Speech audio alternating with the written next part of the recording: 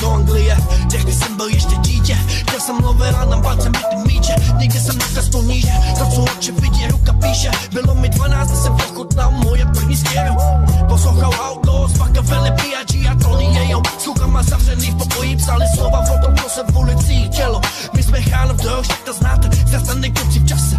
Ani nevím, jak jsem se ocitnul v base. Svenu slucháku a volám mojí matce. Poznala se strach v mojím hlase. Chtěl jsem jí dřív, že jí miluju a že měla pravdu.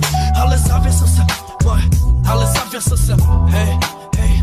Ale zavěsil se, zíčený z papě vlítím do celé a říkám mi to, kdy volí dáma. Zíčený světadle a zpátky do Čech lídám. Venga mi sundávej pouto a hned hlavě počítám. Když si na to vzpomenu, tak si všechno vyčítám. Hej, tak si všechno vyčítám, ale to je můj příběh. Hej, hej, to je můj příběh. Doufám, že to posloucháš, že to cítíš, brácho, protože to je můj příběh. Hej, to je můj příběh. Hej, doufám, že to posloucháš, že to cítíš, brácho, protože tohle to je můj příběh.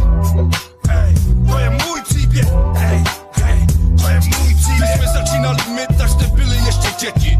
Sedni, more, klidu a nesvy. Nechci se povyšovat, ne, to nechci. Jsem old school a mrdám nový věci. Když slyším píčoviny, nechce se mi to řešit. Dvakrát v base, 2 přepotace, koukni na můj sešit. Je plnej, nechce se mi tam vracet a stránky převracet.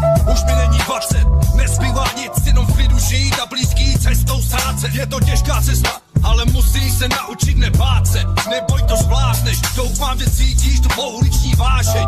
Pauza, sklid, nádech a výdech. Klidu poslouchej tuhle skladbu, protože tohle to je můj příběh. To je můj příběh, doufám, že to posloucháš, že to cítíš, brácho, protože to je můj příběh. Hej, to je můj příběh.